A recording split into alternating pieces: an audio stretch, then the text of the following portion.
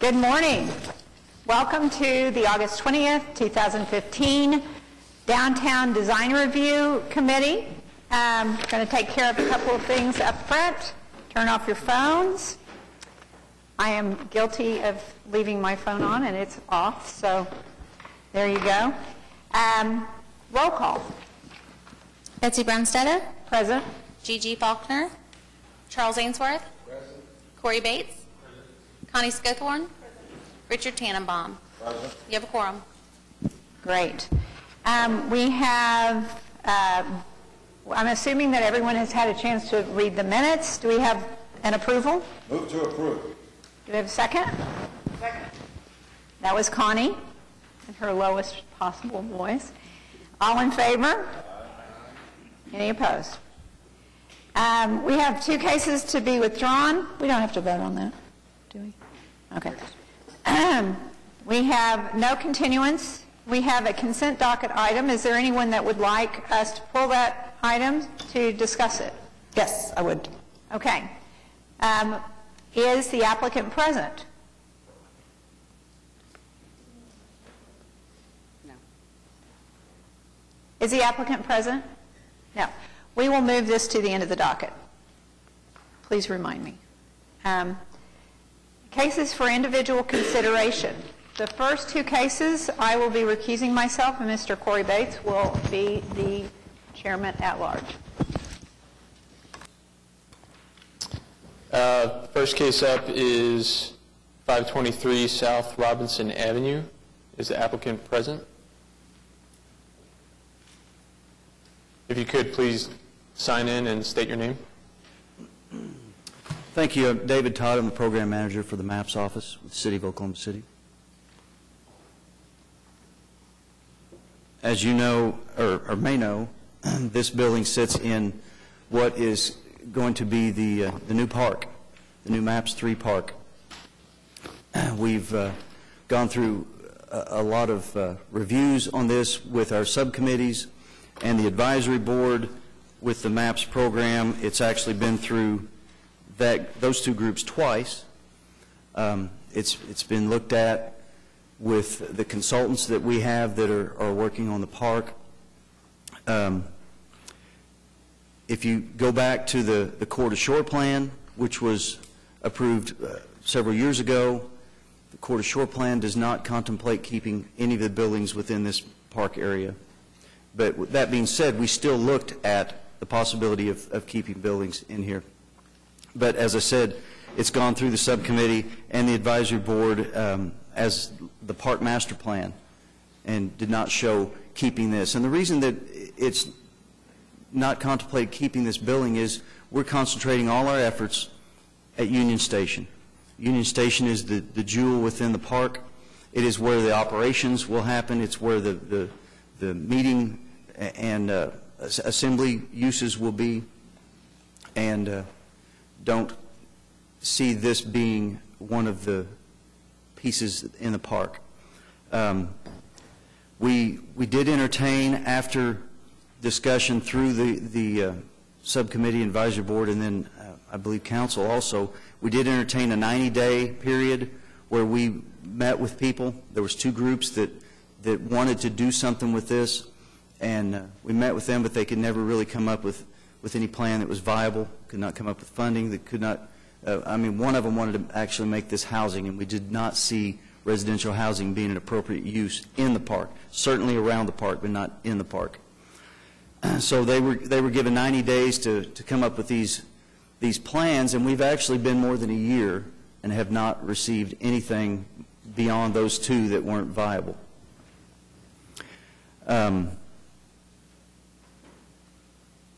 I believe that's really it. I also have a letter from 2012 where we began this process from Russell Klaus, who was then the planning director, and it's a page and a half. It's a memo to me. I can read it if you want, but essentially it says that he would like to have seen the buildings saved, but he did not want to see the buildings dictate ultimately the design of the park, and that saving buildings without a defined use at that time was not a good option. It was not good for the park. Certainly if the buildings sat there vacant for years, it was not good for the park. So, like I said, I can read that, or I can provide it, or however you like. I'd be glad to answer any questions. Any comments from the committee? Well, I would like, and I mean, I think it's a nice building. I was really surprised to see it after reading the report. It was a nicer building than I thought it would be. But I would like, I know we're going to have still a lot more buildings to come out of this area, and I'd like to see these buildings within the context of the park. I mean, it seems to me these are on the far edge, on the eastern edge, and it would help me to say, oh, well, they're in the middle of the pond. We can't do that. Or they're on the edge, and maybe we could. I think we should get that for all of the properties that come out that still haven't been removed.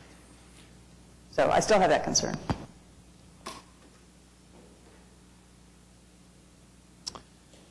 Any other comments or questions? Well, I kind of agree with Connie, but it sounds like you guys have done a lot of work to see if anyone would step in and try to help develop these buildings, and unfortunately it seems like we have properties that are more or less orphans that no one wants to do anything with. And so, I mean, do you think you've exhausted all the possibilities there are to utilize these buildings in some fashion? Yes, sir, we do. One of the other challenges for this building is you don't want parking in the park. You could certainly have it out on the street, but just depending on what goes in there, there's just a limited amount of parking that would be on the street. Someone would have to do, I would assume, surface parking across the street or something like that, and that just continued to add to the costs, and that's one of the things that didn't make this viable to the people that presented to us. I have a couple questions. Do you, if this building were to stay, would there be a negative impact on the park? Oh, I believe there would. From many aspects, we'd have to essentially start over with all the work that we've done on the master plan and the preliminary report that we're getting ready to present. But there's also playgrounds, and the civic fountain is right in this area.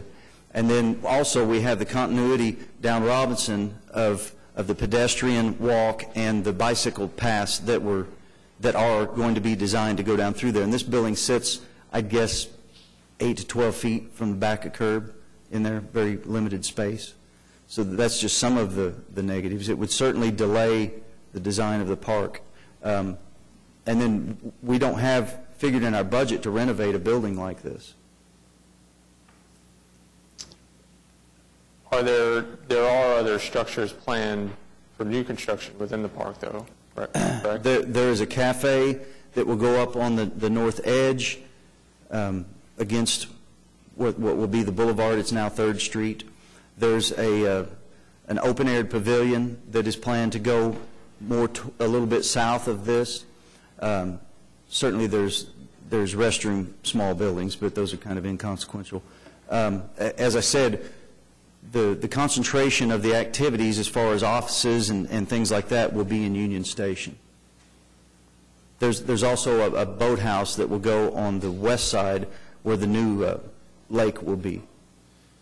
Do we have a current master plan for the Central Park, how we could get a better visual representation of the context? I'm sorry, I did not bring that.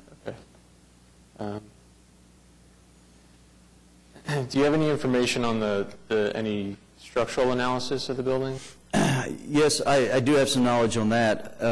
If you want to just concentrate on what's known as the Film Exchange building, it's a concrete building, and there's really not a whole lot wrong with it other than there is a lot of brick veneer coming off of it. I wouldn't necessarily call that structural necessarily, but there is issues with brick veneer. It's also been painted, which is a bit of an issue. Now, the other building, if we want to talk about it real quick, it's dangerous. Well, I think that's the next item on our agenda. So when I drove by this building, I actually thought the brick was in good shape for a building of its age. And I think that there's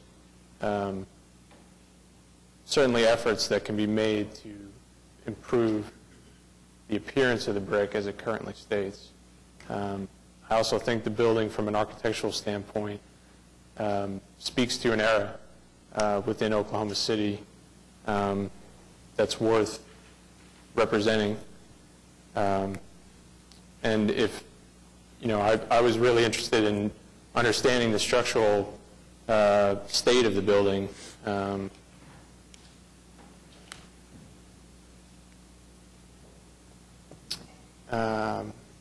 Are there any comments from the gallery? Would anyone else like to speak on this? Please.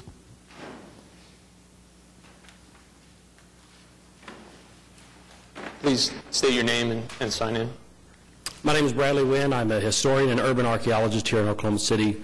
I am one of the two proposals that started working on this building in 2013 with Mr. Todd to try and save this building for another use. Historically, the building was built in 1926 by the Vitagraph Film Company, and you have all that wonderful information in this docket. The building is, you talk about the structure of the building, it is structurally sound. I had two great architects come in and show the city that as well. It's solid concrete and masonry. As far as the brick facade, there's not a single crack on the exterior of that building. There isn't brick falling off of this building. This building is solid in every way, and it's stood over 80 years in that area there.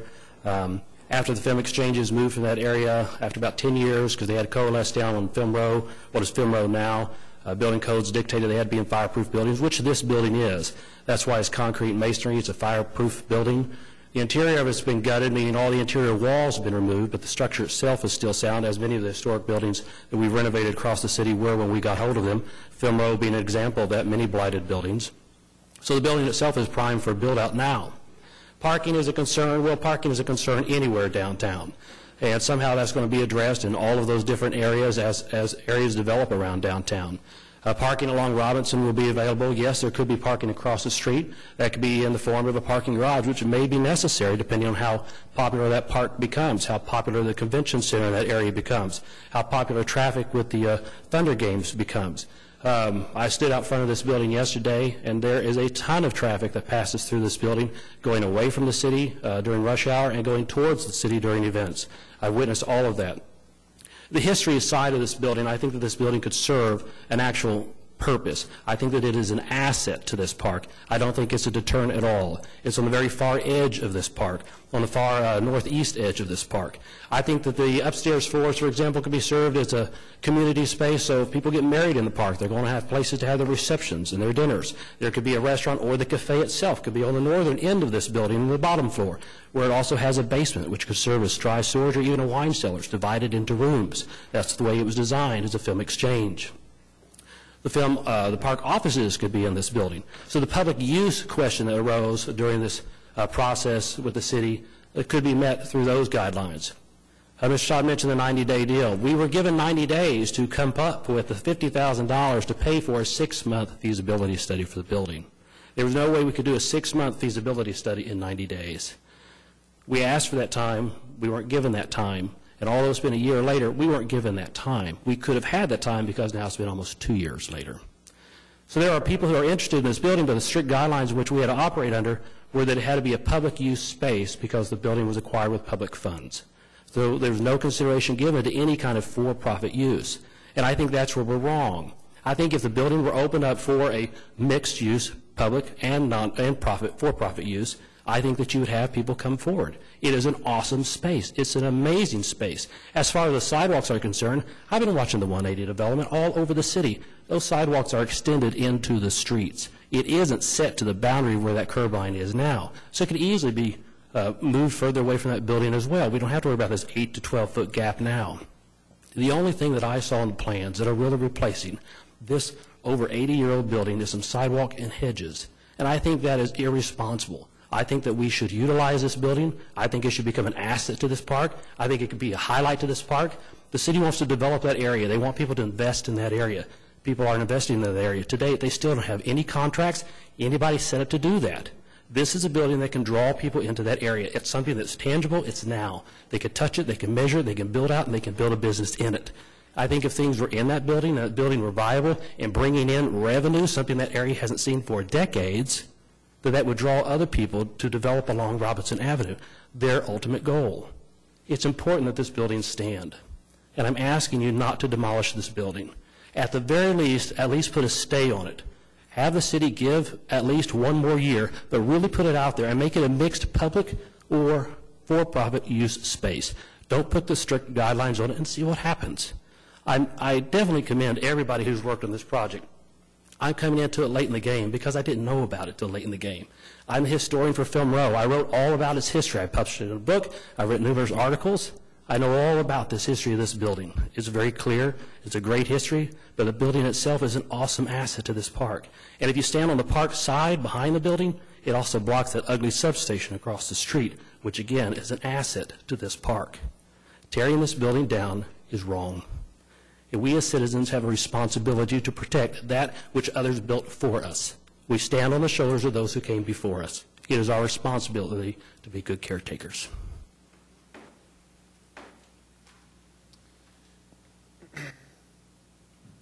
Do we have any more, anyone else who would like to speak or speak further, please? I have a couple of questions. It's not on any kind of historic designation, right? No, sir. And the city owns the building, or is part of the deal? Yes, sir. And I really would love to see the master plan to see how it's affected by keeping or demolishing the building. Is there anything that we can see, or possibly, the next session? I mean, I think that's a key part of the whole thing. I mean, if it can be used and if it can be put out to the public for reuse, I mean, it's ugly, but, so am I. I'm useful. I really would like to see how it plays out in the park generally. I have a couple of comments, rebuttal on that. The restrictions are not just arbitrarily coming from the MAPS office or from the city. The way it was acquired does not allow us to give it to other people to do business or even sell it to. Ms. Randall might be able to elaborate on that, but because of the way, like I said, it was acquired.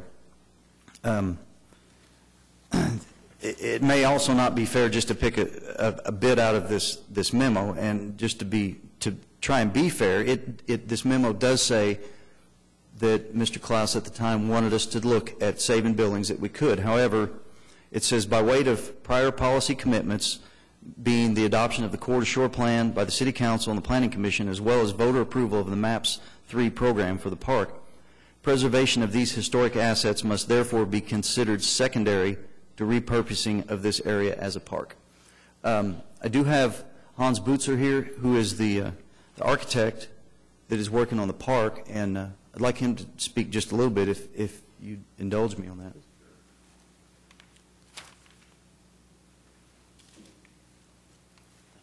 Thank you, David. Good morning. From a standpoint of context, so the vision for a large civic city park started with the Corridor Shore master planning process roughly 9 years ago. And in the original process, it was put together with a steering committee made of public stakeholders, and there were many public meetings to which the community was invited. From day one, when the vision for this civic park started, there were never any existing buildings presented in that park.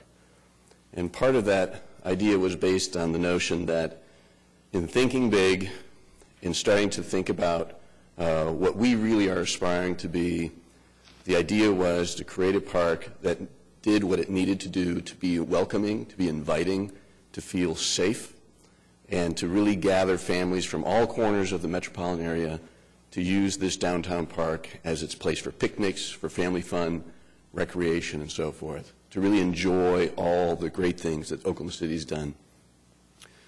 I do not recall, and I've been a part of this process since roughly 2006, when the Corridor Shore planning process started. I do not recall anyone in the community stepping forward and saying we need to keep those buildings because they are more important than just simply the larger vision for the park. This process has been very public, very open, and very inviting. We have had many, many public meetings over at the Downtown Library, over at the Oklahoma City Community Foundation. There has been nothing hidden from the public about this process and about the vision for this city park. In 2009, the voters voted and said, we want this park. And there were no existing buildings in the park aside from what everyone considers to be the jewel of the park, Union Station. We have continued to plan based on a sense of goodwill and a sense that the community is supporting us.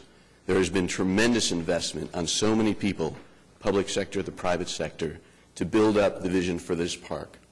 We have worked very hard to be inclusive and to build up the design for this park based on the feedback we were given. We had public surveys. We had the highest return rate for a public survey for a public project for this park project. And all those comments were consistent, and the priority was always, we need to keep Union Station. And so we have continued to move forward in a process that says, let the park be what it needs to be, and let it develop organically. And so the design you see today, which is very available, always available on the internet through okc.gov, through the MAPS website, is a design that was built up through consensus from the community.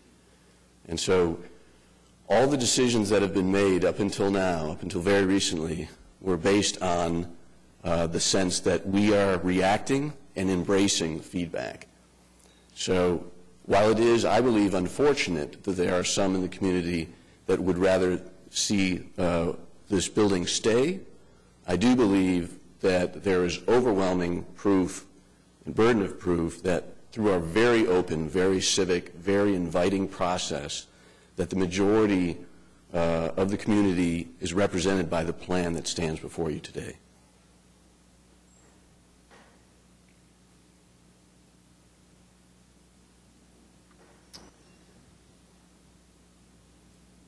Do we have any other comments? I have been to at least one of those public meetings, or two, but I don't ever remember people saying these buildings are going to be torn out. Now, maybe you said that. They've never shown up in a plan since 2006. Right, true, but you know, how many people go out and look at the land and say, oh, these buildings are going to be torn down? No one. I mean, people just don't normally do that. I wasn't on the steering committee. Probably if I was, I would have been involved with that.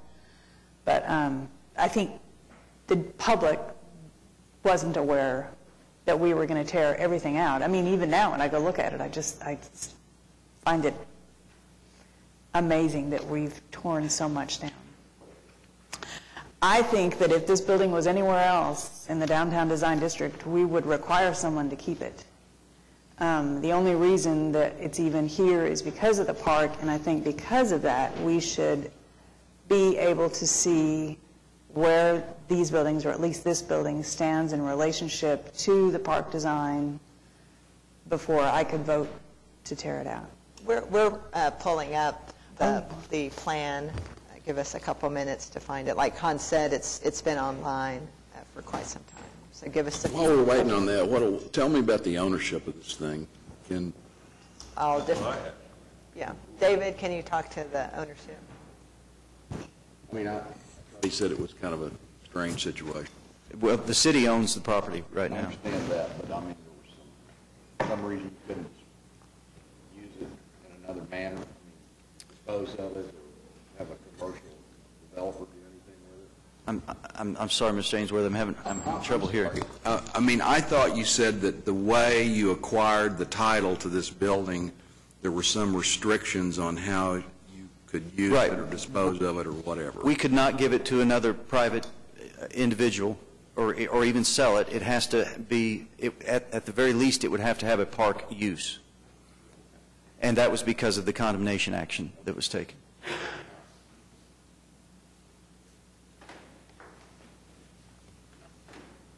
Yes, please.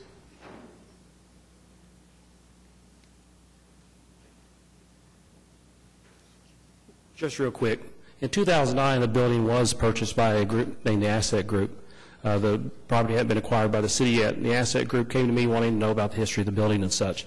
They were ready to invest about $1 million to renovate that space into their new offices. This is a group that went around to clean up after disasters and such, but those permits would eventually be denied because of the overall park plan, which they were unaware of at the time. So the building was acquired from the Asset Group, is my understanding. This particular building represents more than just an era. When they're talking about there was no one in that community to come up and argue against it, because there was no one in that community. That community long disappeared long ago, back prior to the 70s. This building was built at a time before there was really a community there. It was built on the outskirts of town because the fire dangers that the film stock presented. So there really wasn't anything out there but maybe some housing. Over time along Robinson Avenue, which would eventually connect to Capitol Hill, were a lot of homes and businesses long gone now. This building is the only thing left of that time period, the last memory of those eras gone by. But again, this building can serve a purpose, and I just want to see it saved.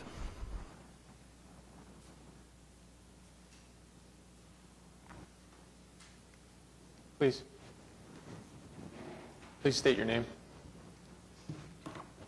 My name is Dennis Clowers with the City Manager's Office. And let me make sure I can write and speak at the same time.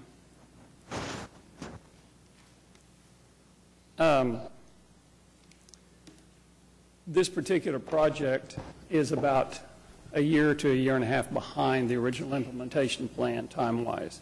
And I know that we want to take the time to do projects right. We want to do all of these in the right manner.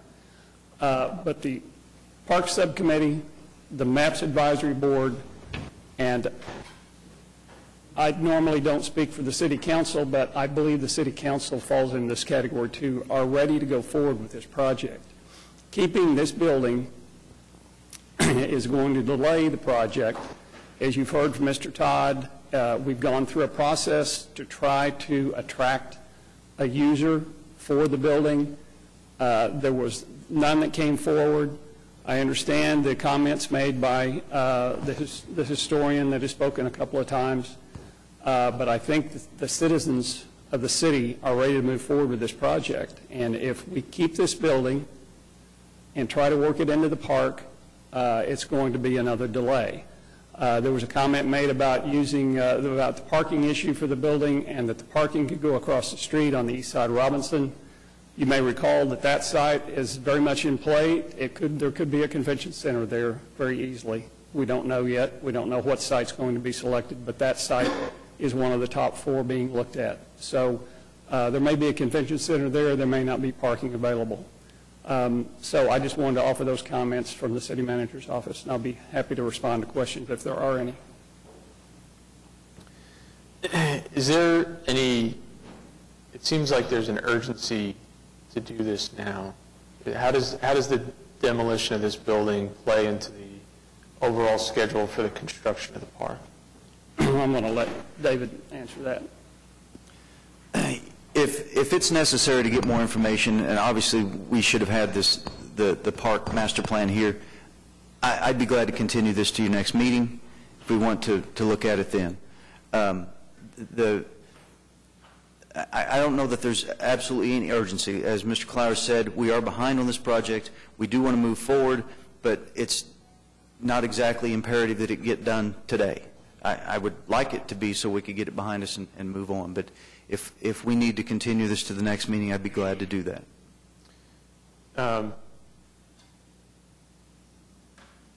I think also in the past, if I may, we have gone and done a physical inspection of the properties that were being considered for demolition.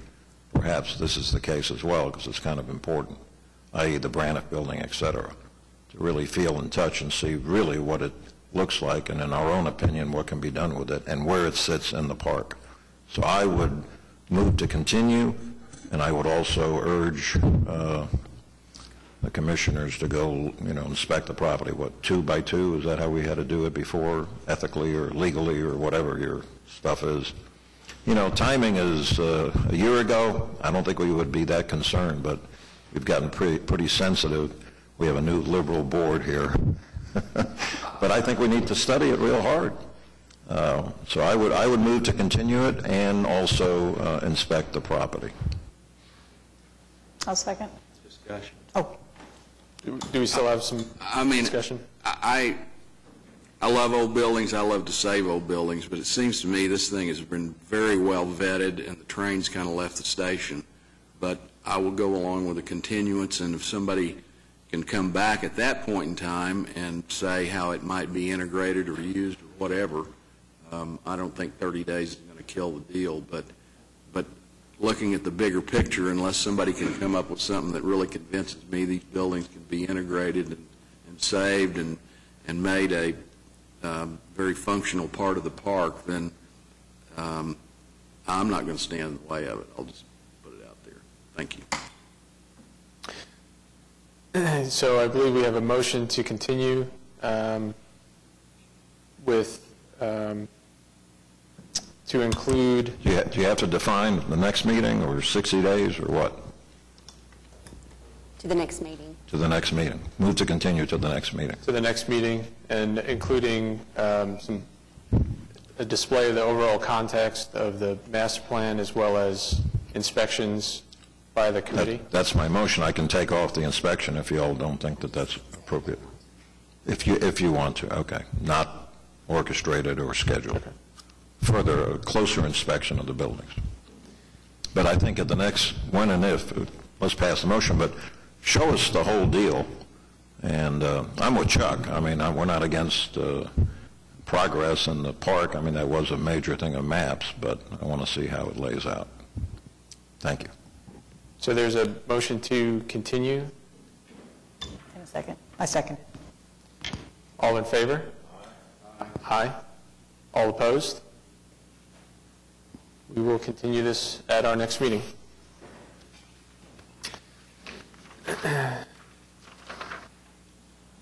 The next item on the docket is 501 South Robinson Avenue. This project is, oh no, getting ahead of myself.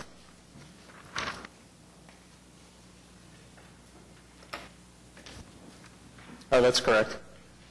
The next project is 501 South Robinson. This building is located directly north to the previous building. Do we want to discuss this project, or? Ditto. Ditto as far as a continuance? Yeah. If the proponent is in agreement, just to see how it lays out on the park. Okay, so I believe we need a motion to continue this. I move to continue. Okay. Do we have a second? I'll second. All in favor? Aye. All opposed? Okay.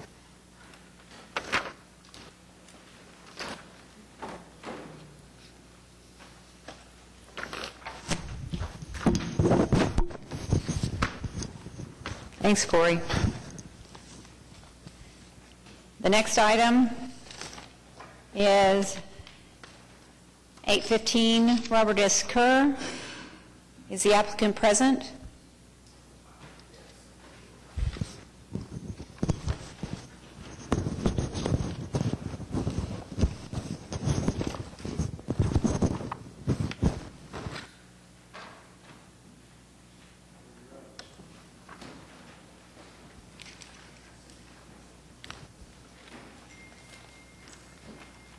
Welcome. Hello. How are you? We have seen your case before. Laura, would you like to say anything to it, or Lisa?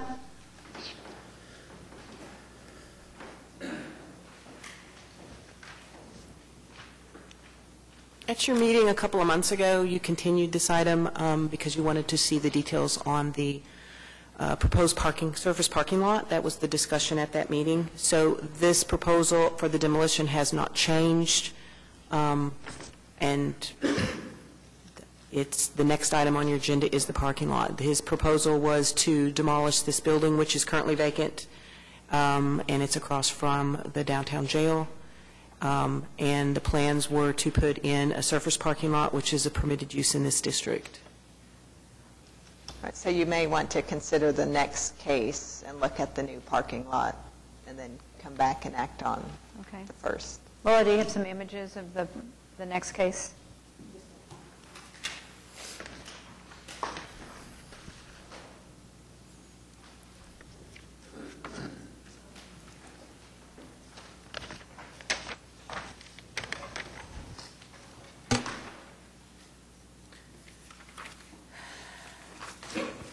He had indicated at the last meeting, originally his intent was to try to keep the foundation of the building and park on it, but that was not going to work out. So The proposal that you have in your packet for the next case for the parking lot would involve total removal of the existing building, including the foundation.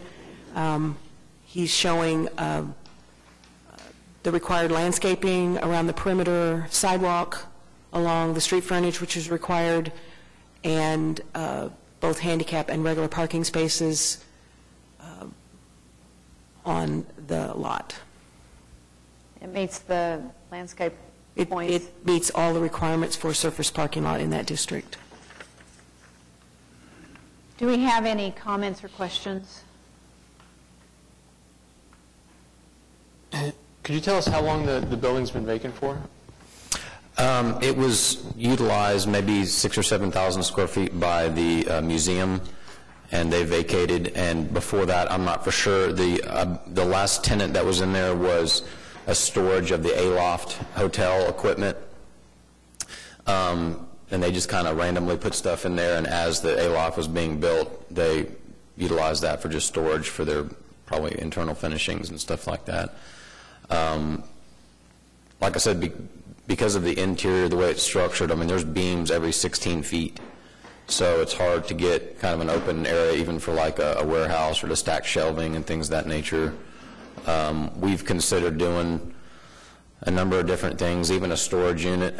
To do interior like office and things of that nature, the ceilings are only, they're 17 feet on the back, and then they taper to a 16-foot front. So there's not enough room between levels. You wouldn't even get, I don't believe, city code clear heights on the ceilings. So you'd have to raise the roof level in order to get 2 levels. And we'd need 2 levels in order to get, for it to be a financial return. So the financial feasibility of developing it, and then again, we'd run into a parking issue because there is no parking in that area. But one of the reasons that we wanted to move towards the surface parking structure is because just doing some due diligence in the area, I mean, this is kind of the last quadrant that hasn't been completely, had everything approved and designed. We have on the northeast, we have development of apartments. Across to the east is the 911 center. No parking for either one of those except for the 911 center, which has its own reserve parking. There's apartments half a block from there. Both the parking lots for the municipal court and for the civic center both have fences around them, if you haven't noticed. They're under construction for either condos and then, of course, the municipal court. So there's literally no parking, and that's a deficit just in that immediate area of over 250 parking spaces. So right now, people that go to the municipal courts don't have anywhere to park, and apparently it wasn't a concern of the municipal courts at the time. But the civic center also suffers from it. Then, of course, the police owns the building to the south, which they haven't decided what they're going to do. The new police building is south of that, which, again, has no parking.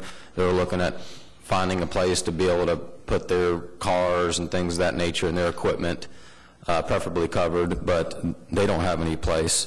The police station owns some more lots to the south there at Chartel and Main, and then, of course, directly to the west of that, you have that apartment that's going in that's south of the jail. No parking again for that area, and of course the rest of that block all the way to the north Robert S. Kerr is all owned by the jail, which I'm sure there's plenty of. I mean, I just walked by the jail 2 days ago, and I mean, the entire parking lot is full.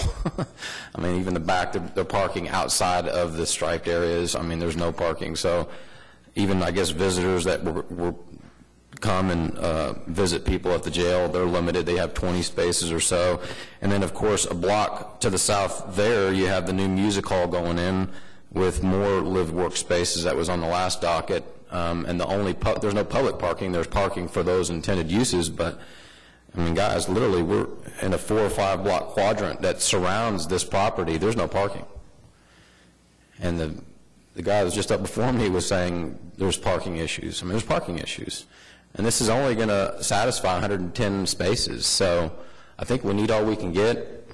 This has already been voted upon on the, I guess it was the City Council Ordinance 23294, adopted on March 6, 2007, that this is approved for a parking area. Before I bought the building, I did my due diligence, and I was told and after researching that, it was already approved, pre-approved for parking.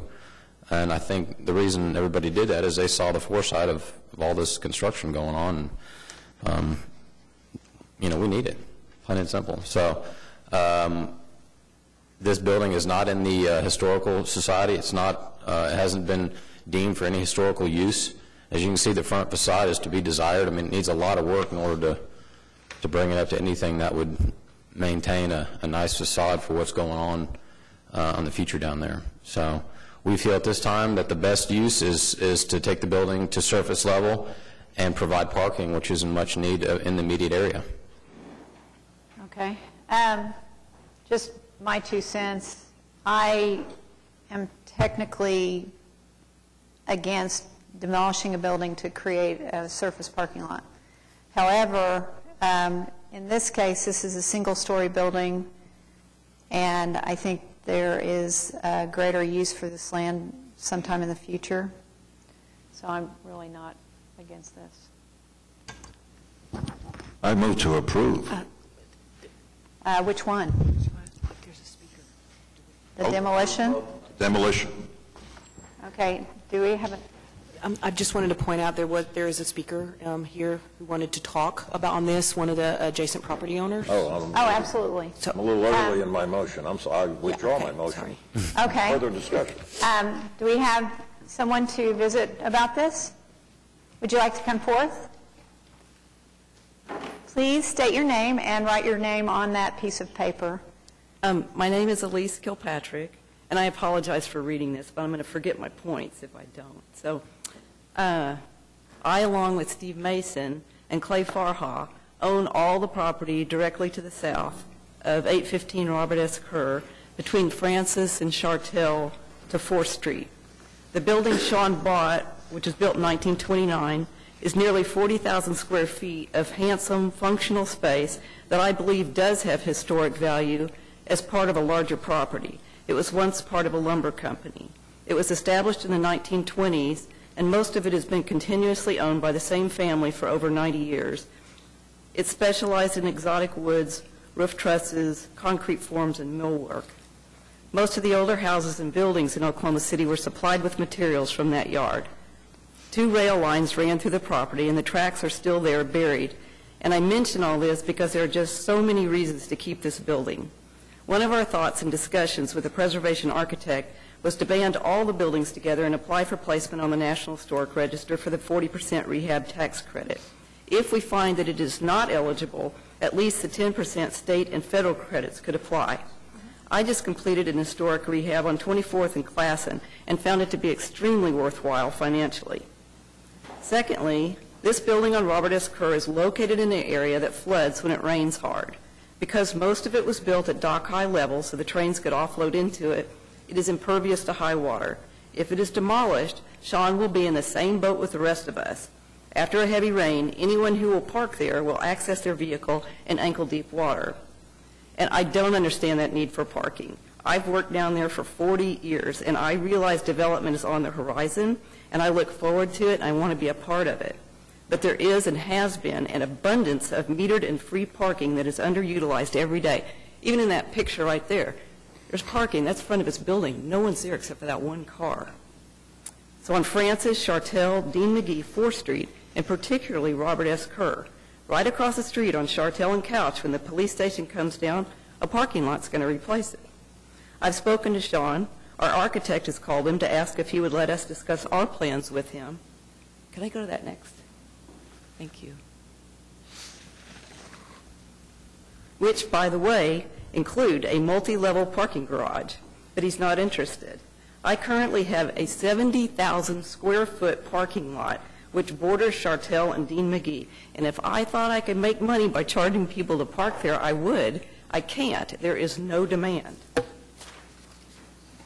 Lastly, thinking the Robert S. Kerr building was part of our properties, prospective tenants have inquired about opening a gym in there, a sports-related business, a storage facility, and a shuffleboard bar. The building has a purpose and can play an integral part in the role of the revival of Western downtown. It has been neglected over the years, but it is sturdy and it's well built. It could be rewarding in many ways to resurrect something that adds vibrancy to this neighborhood instead of sucking the energy out of it. I respectfully request that the application to tear it down be denied and encourage the new owners to wait and meet with me and Steve and Mark to learn about our development plans and to work together to make the entire square block a destination that has the density and visual appeal we'd all like to see, and not dealing with yet again the loss of another fine old building in Oklahoma City to be replaced by a surface parking lot. Thank you. Can I ask where in that scheme this building is? Well, it's the very bottom where it has all the words. Oh, so it's not actually in the scheme? That's it, right there. Okay. So it would be like an amenities type of space? Yeah. I just have one more question. And we have another speaker, too. Okay. Yeah. Has the building been, so the parking, it would be paid parking, I assume? Correct. It's paid parking. It'd be public parking. In response to that, I have been asked, but go ahead. Has the building been advertised for lease at all? No, it hasn't, and it's pending this hearing. So, obviously, we want to make the best out of this building. We don't feel that, like I said, it needs to stand. It needs to come down as a surface parking lot until greater demand would require it to do something different.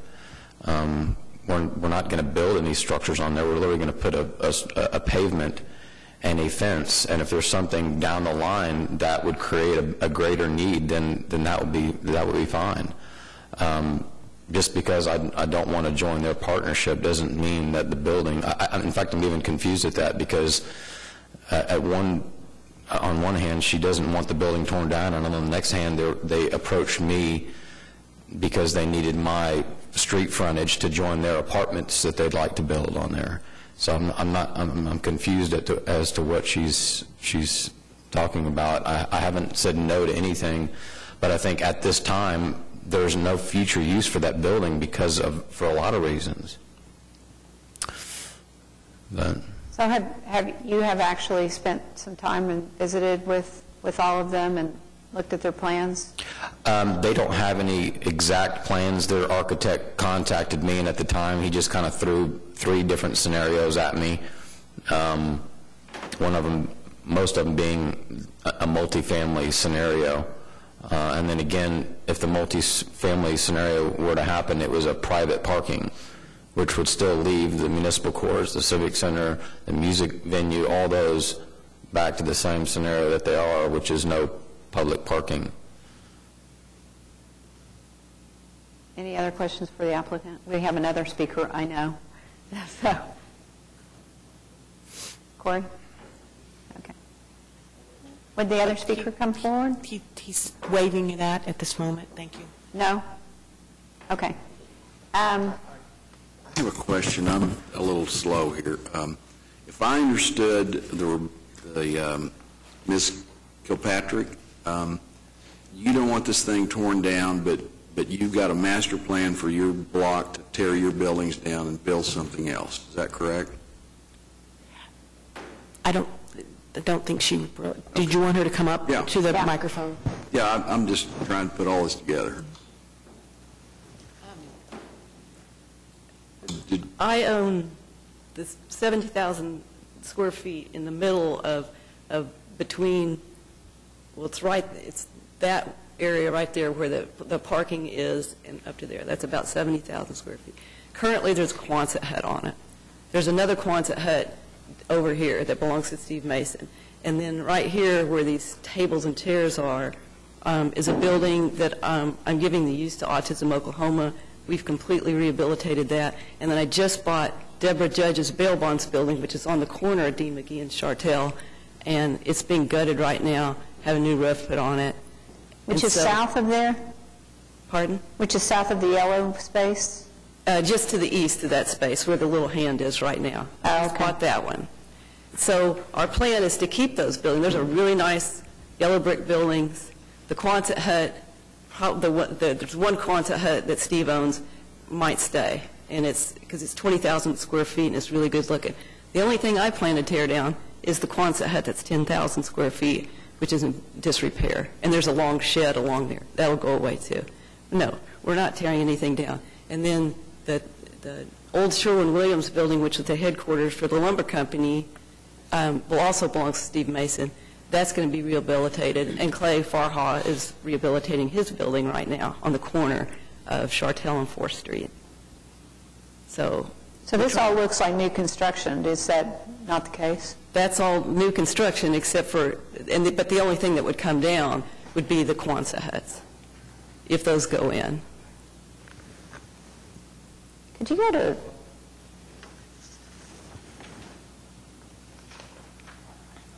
Oh, you're back. Okay. What is that? Aerial?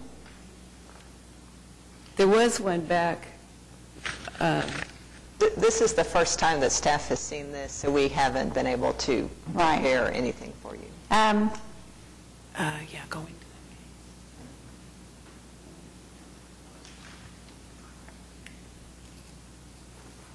Yeah.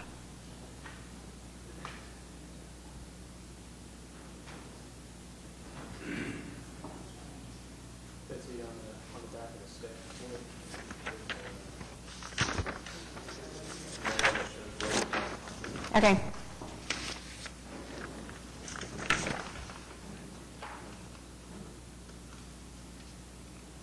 That's the 70,000 square foot parking lot that I have right now available with the Quonset huts. They're sort of running north and south.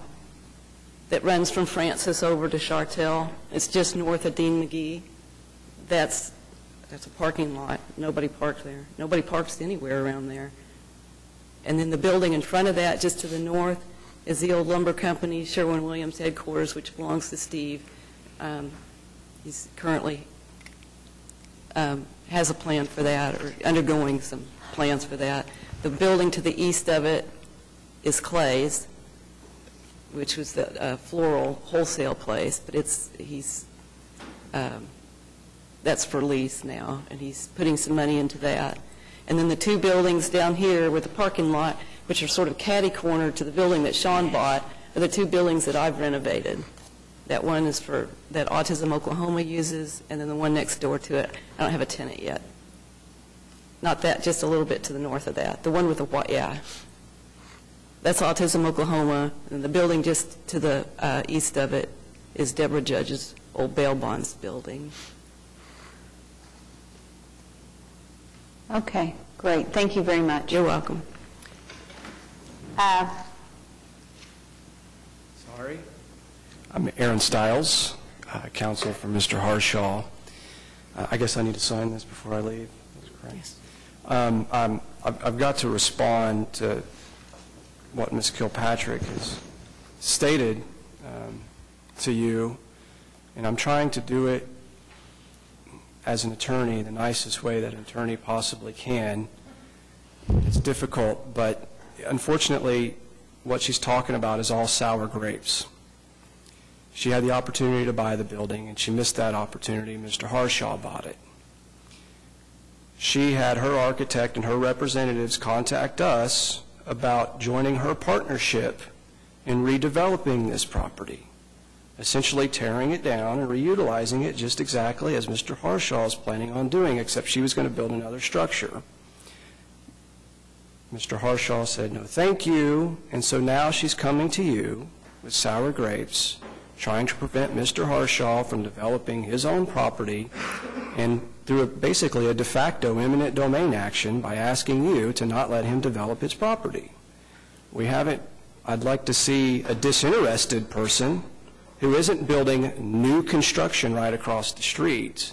If there's anybody that's disinterested that's against this proposal, I'm happy to hear that. But right now what we have is somebody who wouldn't join her partnership, and I hope the council considers that. It sounded like the council was in favor of this until Ms. Kilpatrick, Kilpatrick, I believe is the name, spoke up. So we ask you to represent the motion and second and approve the parking lot. And I'll yield to any questions that you may have.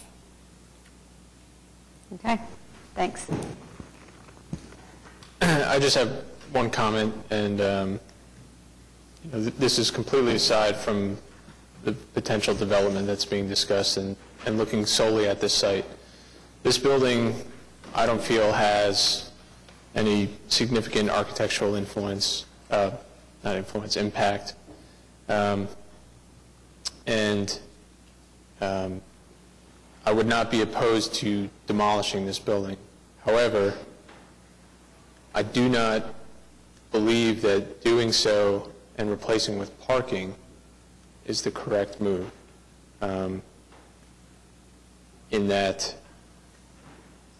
if there's an opportunity for this building to be put on the market and leased, that might provide opportunities for use. But parking is not something that I would give into to let drive the development of this site. The only thing that I would say to that is that, you have to realize parking, the use is something that is allowed by the zoning code. It's not really, in your discretion as far as to dictate what you use. Yeah, I don't think as long as this stuff is within the guidelines, and I think it is, I think our job is to, if it's zoned correctly and is not to get in the business of trying to tell a developer what to do or not do, as long as it meets the guidelines established by the city of Oklahoma City. And so I'm not going to try to get in that business. So I would second Dick's motion. I think he made previously. I withdrew it, but I'll move to approve demolition of the building. Chuck, take it. I'll second it. Okay. We have a motion and a second. Do we have any other discussion? Is there anyone else that would like to speak to this? Okay. The motion on the floor is to demolish the building. All in favor, say aye. Aye. Any opposed? That motion passes. The next item is the parking lot. I don't know if we need to go rehash that since we've gone through it. Do we have a motion on that, or do we have any further discussion on that?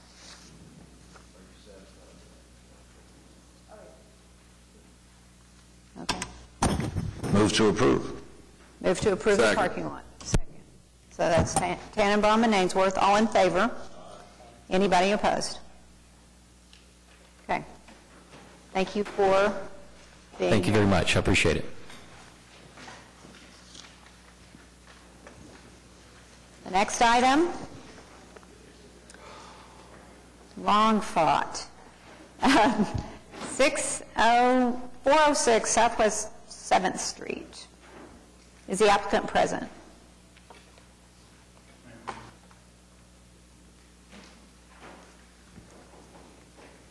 Can you state your name, write it on a little piece of paper in front of you, and then tell us about your project, please. My name is Robert Manley. I'm with Jacobs Engineering, an architect. Thank you. And we are looking at doing the maintenance facility for the modern streetcar that is coming to Oklahoma City. The project, I didn't keep all the slides in the same presentation that I showed last time with all of what makes up a maintenance facility, but I did keep in the program. I want to show you, where we're at on the site, building plans, the massing, materials, and there are 2 variances that your staff has identified that we would like approval on. So the building itself is about 18,000 square feet. There's a covered section of the building that's about 3,000 square feet. Overall structure is 21,000 square feet on approximately, right now, it's about a 2.3 acre site. So that site is located south of downtown, diagonal to where the new park will be, and to the east of the existing Union Station historic building.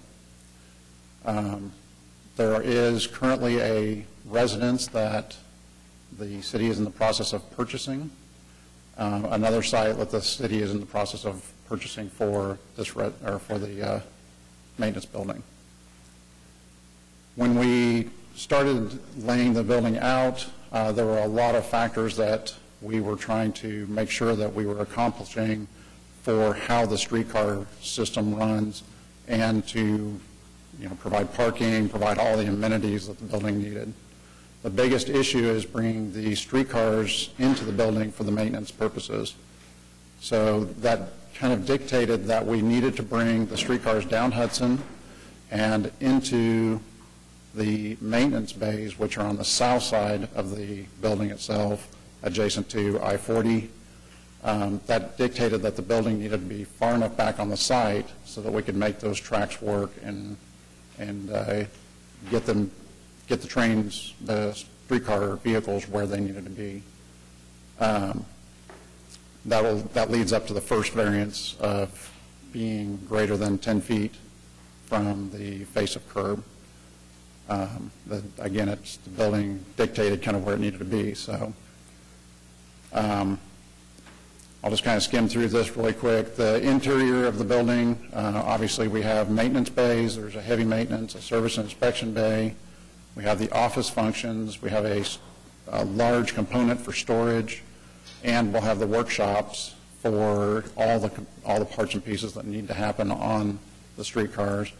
We'll also have an exterior covered cleaning wash bay and material storage that's covered and enclosed on 2 of the 3 sides. On the second floor, the building itself has a mezzanine that allows access to the top of the vehicle. That's accessed by stairs and a freight elevator. That second floor kind of dictated how the form of the function and the form of the building. So you'll see here in a second how that set the slope of the roof. So you can see here on this illustrative how the streetcar will come in on the back side of the site. We have parking that's directly off 7th. And then we have a service drive that is over adjacent to Walker. We've pushed the building as far to the west as possible without having to heavily impact the slope of the Walker embankment. There's a large slope over there that we would have to spend a lot of money putting in retaining walls and that sort of thing. So we are having a very short retaining wall. We're estimating right now at about 2.5, 3 feet, and it's not going to be that entire length. It's just going to be about 60 feet or so along that back service drive.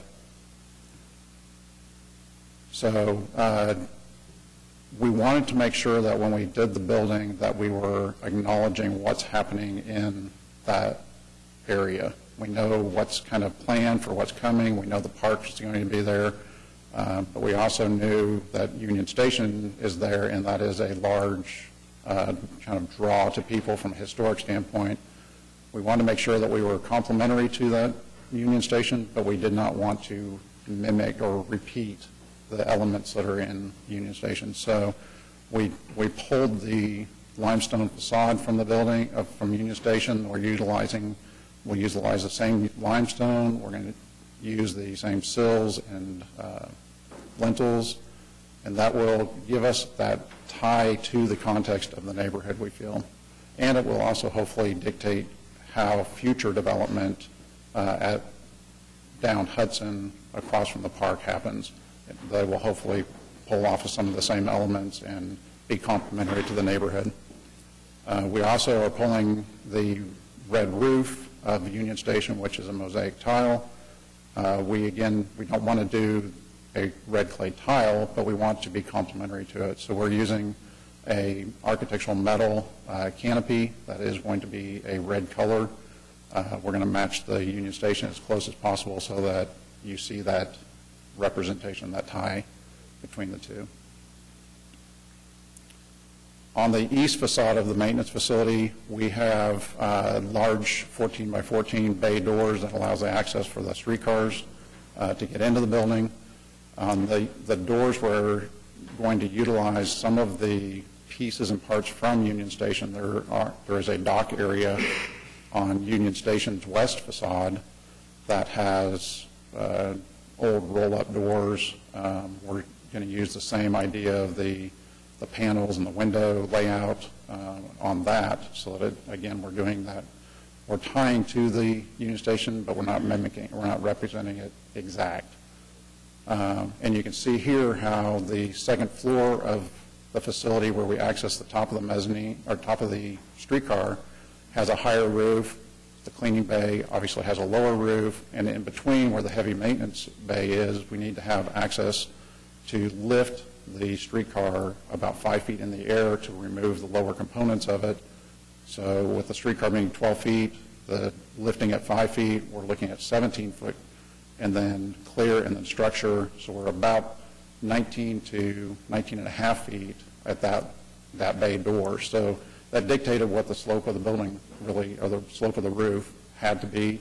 And we felt that was a nice feature where we could slope the roof back into the site.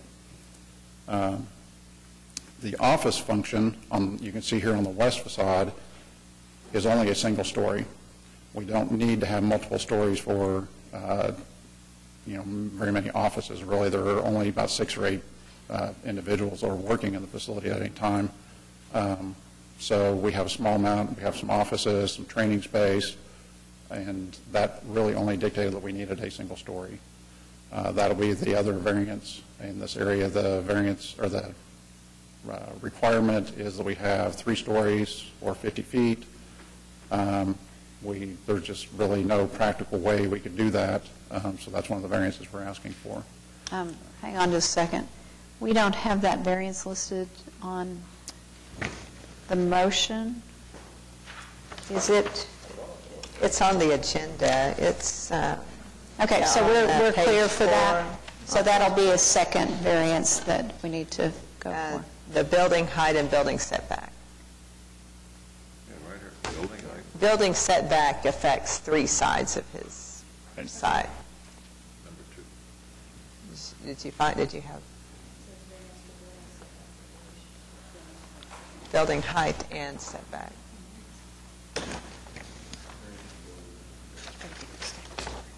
You're not looking at the right staff report. Okay, never mind. Oh, I am looking at the wrong staff report. You're right.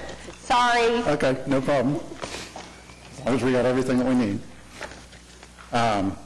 So here again, you can see the slope of the roof, the 2-story space and the lower space. We are enclosing the wash bay over on this west facade, so that when you're on Walker, you don't see into the wash area. There will be a little bit of visibility when you're just on the bridge of Walker into the backside of the wash bay, but we are using wood and like a board-on-board wood fence plus picket fencing to conceal most of that backyard area. And also, we need it for security purposes to make sure that people can't go back and take materials and take parts. So here on a couple of images, you can see the slope on Walker.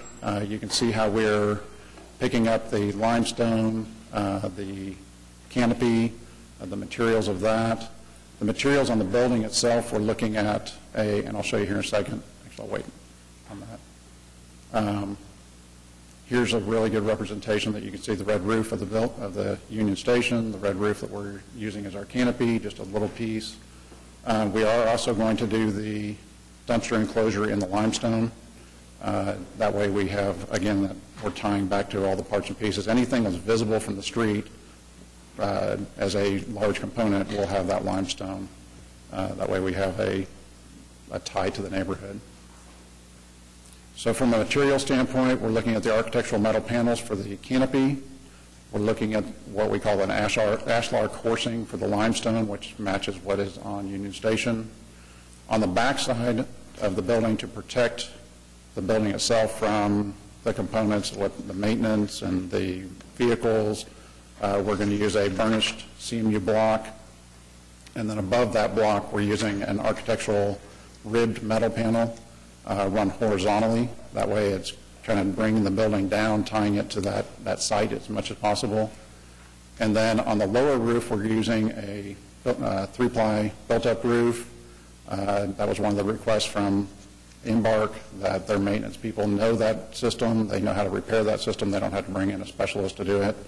And then on the larger roof, just because of the size of it, we're proposing to use a standing seam metal, and that way it's protected long-term from hail and anything else that hits it.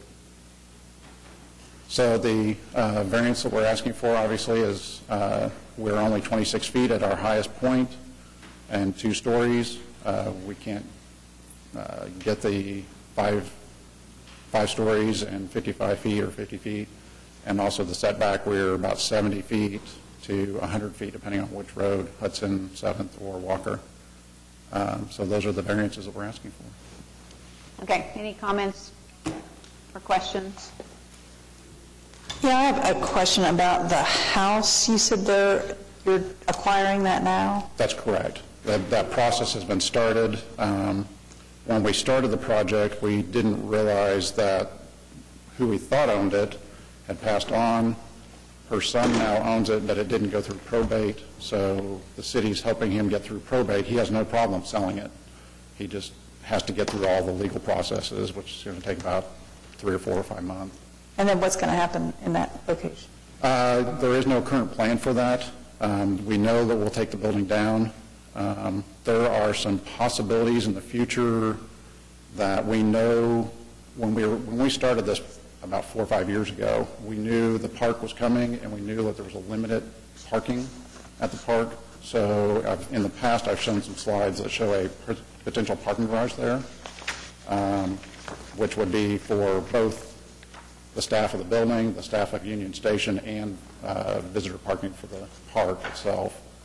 That is not funded. There is no money for it at this point. So right now, the plan is just to remove the building and either do just something on the surface or maybe even some grade and grass. And so on the corner now on this plan, it looks like it's paved all the way. Yes, COPTA actually owns, let me get back to that plan. Yeah. Sorry. Embark, not COPTA, owns that corner lot, and they use that as parking for Union Station currently. So it's existing parking? It is existing. It's just asphalt. There's no striping or anything. They just use it for overflow. And actually, the person who lives in the building, in the house, parks there. I think they've got 2 or 3 cars out there right now. It just seems like, I mean, I appreciate the fact that you moved the building back as far as you did to keep it away from the park and from the Union Station, but it just seems like it shouldn't be fronted by asphalt or parking. The parking itself for the building will be concrete. And then there's sidewalk, an existing sidewalk, and we're putting as much green space out there as well. We know this is a maintenance facility. It's not something that is typically attractive. In most cities, they're just tilt slab buildings or block buildings. So we'll use as much landscaping and stuff to conceal it, but also you'll still see that front wall. So what we're voting on today is to keep that corner and the house in place, and we're voting on the rest of that site. Correct. The house and the corner are actually not part of our project currently. So we're really just looking at the maintenance facility in about 2.3 acres. With that house and the parking lot, it's about just over 3 acres.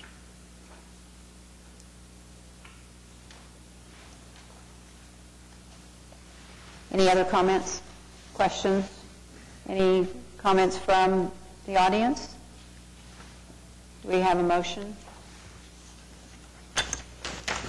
I move to approve and a recommendation of approval to the Board of Adjustments for variance to both the height and the setback.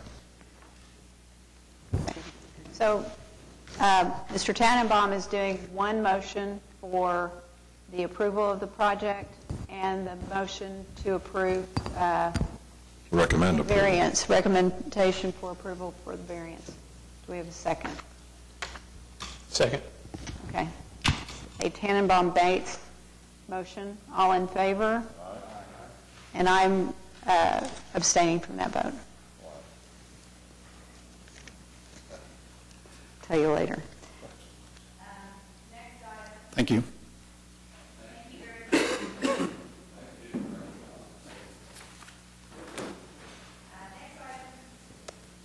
Is 903 West Sheridan. Is the applicant present?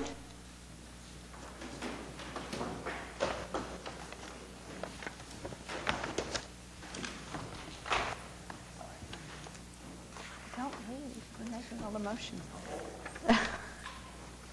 Hi there. Hi, good morning. We're working on the PowerPoint. I'm Mark Tolson. My firm is Arrive Architecture, and we're the architect of the residences.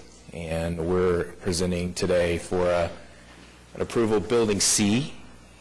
So I'd like to kind of just briefly walk through that with you and appreciate you hearing us today. The residences is a multifamily 320-unit market rate project built around the new 21C Museum Hotel. And we're very excited to be the architect of it, and it's been a very interesting and exciting project for us.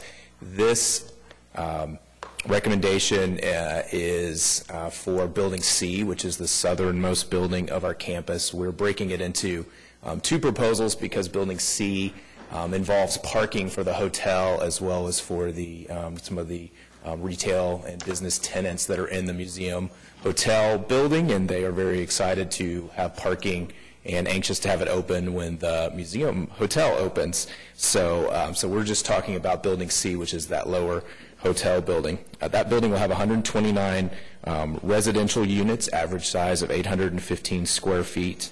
It's an interesting building. It's got to do a lot of different things. It's got to engage the hotel. It's got to engage Sheridan. It's got to deal with Clausen and overhead power lines. We have a music venue next to us, so it's sort of, we call it the workhorse. It does lots of different things.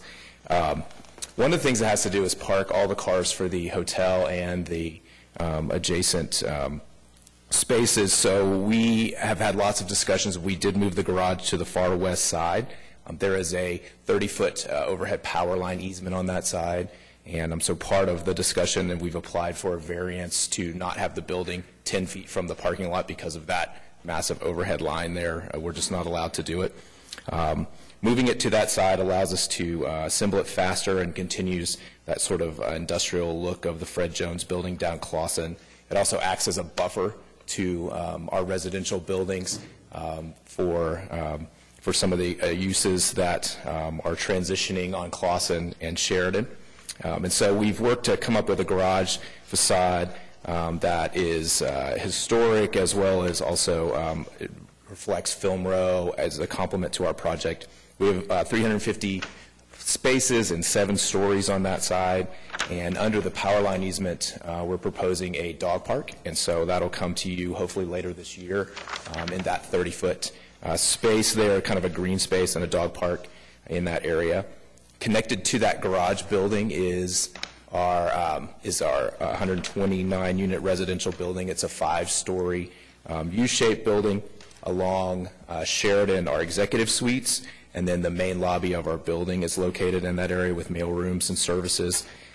Then inside the courtyard area, there'll be a swimming pool, and we're just, in fact, we're meeting after this meeting on the designs of that courtyard pool and a movie viewing lawn and some connectors like that. We also have a 24-foot paseo between us and the music venue, so there'll be an opening connection to the hotel, and we're very excited about that. That was one of the hotel's requirements for us, and we're embracing it and making it part of what we're doing. Creates that link, and we're excited about that. The materials for the building, so the building is repetitive. It has elevators all the way up, and so the materials of the building, this is probably our most edgy, most modern building. Every design we submitted, they said, go more modern, go more modern, go more industrial. So we have kind of come up with this as our south facade. We're using the materials over here on this board.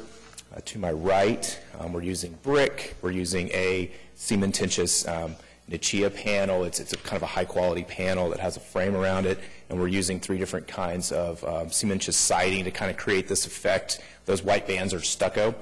The whole thing has a flat roof, and the garage is the precast finish. There we are painting the garage and adding some metal screens.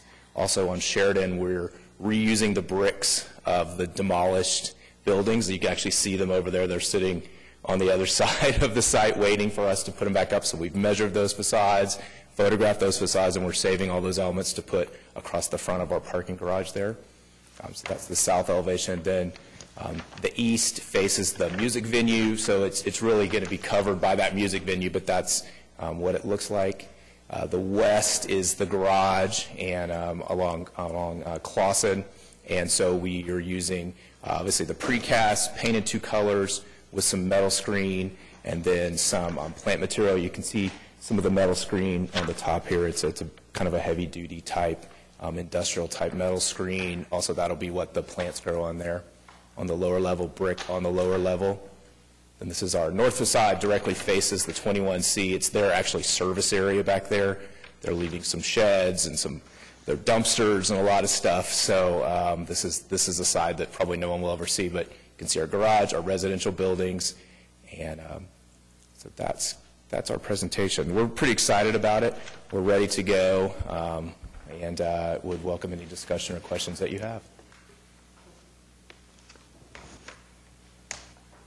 I'm really excited that you're using the kind of rebuilding the facades of the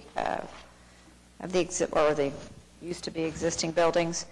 But one of the things I'm a little concerned about is the type of glass you seem to be suggesting on your south elevation.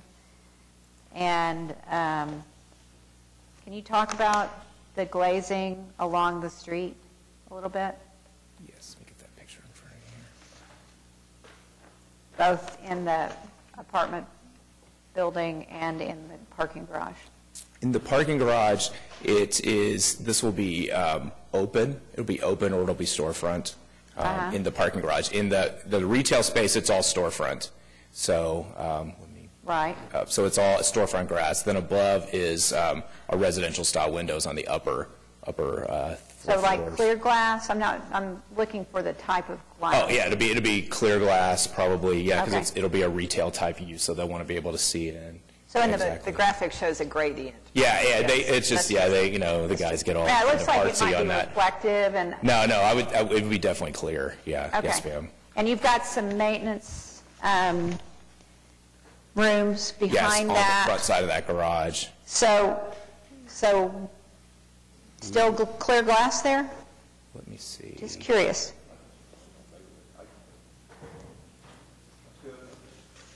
Let me show you. Yeah, right here on this facade, we've got that garage actually goes up. You enter here. Right. And you go around, and that's actually kind of a maintenance area, right? So there'll be some, if it's enclosed, then it'll have some glazing, and if it's solid, it'll just be solid there on that facade. It just looks like it's like there's maybe glass into, is there a stairway in there? Yeah, stairway. There's a stairway, yeah, so let's go to. Which is always cool to have glass in a stairway, I think. But yeah, so it'll be either solid or glazed, whatever it is, so. Okay, it's showing glazed. Yeah, and that's the hope, is to make it glazed all the way around. That's what we would like to do, so that's our intention right now, so. Okay. Yeah, so the stairwell is going to be as open as it can be. So it may be, if it's open, it'll be even glazed, and then you can see into the stairwell. So that's our hope. To kind of really recreate that sort of facade all the way down that side. So. In the project narrative, when it touches on those facades, it mentions our goal is to reuse with some modifications for the facade. Could you elaborate on those modifications? Yeah, the existing building is this. I'm trying to think if I could get in. This little part. The garage is about 60 feet longer than the existing buildings were. So we're stretching them out basically. We're keeping a lot of the same elements, but we saved the bricks turn the corner, so we saved the blonde bricks. We're going to stretch out the facade to kind of cover that side to look like this. The existing building was about 60 feet smaller in the same basic place, so we're just kind of stretching it out. So what's shown here, those facades are actually longer than they were. Yes, yes, sir. Yes, exactly. We had bricks that turned the corner, so we salvaged those bricks, and we tried to keep it, so we'll try to match it as best we can, but yeah, that's the hope. And we had to also stretch the facade to get over the parking garage door entrance, which is about 30 feet. It didn't have a big 30-foot opening in it, so. But the massing is very similar to what it was, just stretched out a little bit. So I have a question on the west facade. It looks like a huge sign. Is that really what's happening there? The signage is shown, but it's not. Not part of the presentation. Yes, ma'am. So we wrote that it's not part of the presentation. The actual graphics are not part of the presentation. So that still is in work or something? Yeah, we'll submit to you probably in October for that. So what we're voting on is a big blank wall. Is a big blank wall. Yes, ma'am. Okay. Is what's shown in the elevation representative of the joint spacing, and yes. Would there be any additional articulation on this wall, or is this? Let me get to the west. Let me get to the west so we can talk about it. Yeah, this is roughly what we have on the garage, and it's roughly the panelization that they have now. So there's nothing else that's really planned for that right now. So that's as close as we're going to get. The central, more white panels, those are full height panels? Yes, yes. They actually probably will have some breaking in them across the way, but we don't have that information yet. So they probably will be broken into a couple courses there, but they'll be budding together. Yeah, I actually think breaking them down into courses would help alleviate some of that. I agree to it too. Yeah, I think so too. The mass of those panels. Those giant panels. Yeah, I agree with that. We've engaged the concrete precast people now to start working, but again, we are waiting for today to really press the gas. So.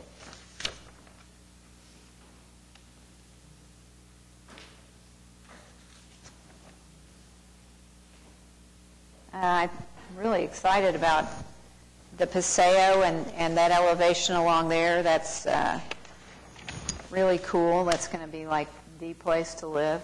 It's neat. We're reviewing the landscape plans today, and yeah, we're doing a movie lawn and some neat things we'll bring to you in October.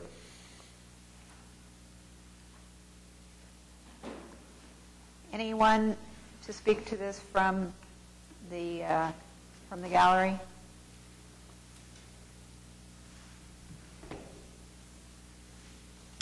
Any other comments from the commission? I just think it looks great. Thank you. I like it that Betsy like it. Betsy like it. You like it, I love it. I move to approve and recommendation to the Board of Adjustment for a variance for the setback. Dick is going for a record today to make all the motions. I have to have Do we have a second? We have an Ainsworth second. All in favor? Aye. Any opposed? Thank you very much. No. Thank you.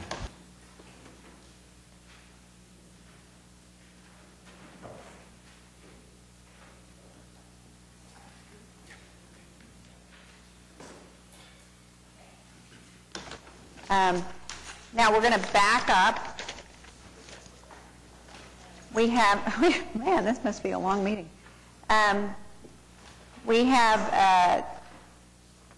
We've pulled the item off the consent docket. And is that applicant present?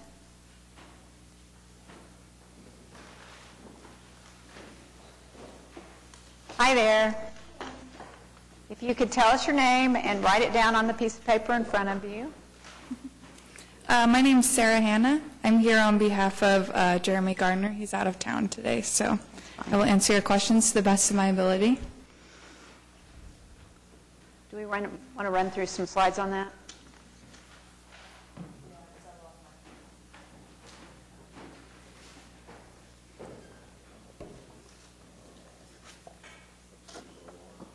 So, Connie, do you want to? So, yeah, I had questions. I recall when this was submitted to us a long time ago, yeah, he gave me this. There was, on the north side of the building, some kind of a plaza-type thing that connected the two buildings together? Yeah, so I think what you're referring to, that open area that's colored a green color right now, the northwest corner of the site, am I correct? Just north of the new building. Oh, just north of the new building there. Yeah, so right now the new building is actually on hold. So all of the landscaping that's directly related to the new building is going to be addressed at a later issue. Oh, yeah. So in this diagram that we have here, we're mostly just addressing all of the streetscaping, showing that we plan to develop landscaping around the building, but for the time being, it's on hold. So any directly affected landscape by the building is a little unclear. So what are we looking at then, if we're not looking at the new building? Sorry. So we're mostly looking at the street trees and the sidewalk that's been added along Dewey Avenue and Robert S. Kerr to comply with all of the downtown design district guidelines. Right, they had come in last November, and the building was approved with the condition that the committee wanted to see the streetscaping and sidewalk work wasn't very well developed at that point, and the committee was reluctant to approve it further without seeing it further thought out. So it's still an open case on our end, and so in the interest, and they have an interest also in closing it out, getting it approved as it currently stands. Right, and they'll also plan in the fall to develop some of these streetscape changes, and then the building will be happening later on. So they're mostly anticipating that work that'll be happening sooner. The building is still undetermined. So you're going to plant the trees before you decide whether to keep the building or not?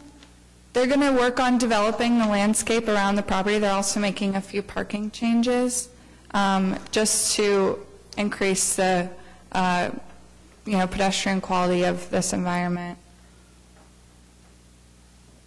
She's making a face.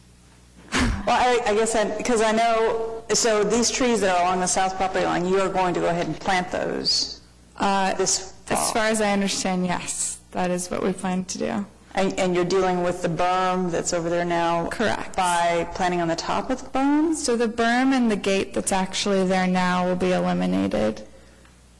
And then you're going to build the building behind the existing trees after they're existing? If you build the building? Correct. So it will remain as parking as it is now. So I'm more confused than I thought I was. Well, and then my next question is, this really isn't a landscape plan. And that's what we're supposed to review, is a landscape plan. Usually landscape plans, the ones I do anyway, you have to name the plants. Is that no longer a requirement? Because it will save me a lot of work. There's a legend on the right. The legend is for the existing trees. So the species of the street trees are to be compliant with the Project 180 work that's in the area. So it's supposed to resemble that species, but right now they're working on budgeting. So the species is still a little undetermined for those street trees that we're labeling as green.